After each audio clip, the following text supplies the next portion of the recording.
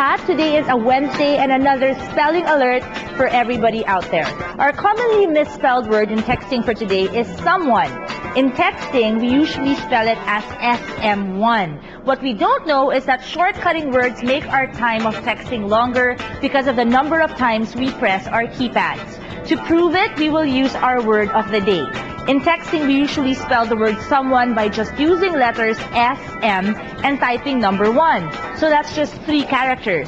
But if we type it, it'll take us at least 10 presses to get it. And I'm going to show you how to do it right now. Kung ito ang telephone nyo, okay, and you want to text someone, you want to write someone, but you're going to do it the shortcut way. As I mentioned earlier, 10 presses ang kailangan dito. So I'm going to show you now. What you have to do is 1, 2, 3. For the letter S to come out. Letter M, that's 1 more press. And then 1, 2, 3, 4, 5, 6, 7. 7 more numbers, 7 more presses for the number 1 to come out. Just to type someone. So all in all, 10 presses yon. As opposed to using the dictionary, wherein, let's take that out. All you have to do is press this 2 times. You see it up here that you have turned into the dictionary mode. And then you press in someone, just as is.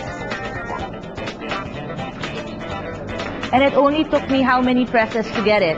So it's so much easier to use the dictionary mode in your cell phones. All of us medyo hindi natin ginagamit yan kasi kala natin by texting SM and 1, nakaka-save tayo on time. But actually, it takes more time to do that. So I just tried to demonstrate to you how easy it is to use your dictionary mode on all of your cell phones.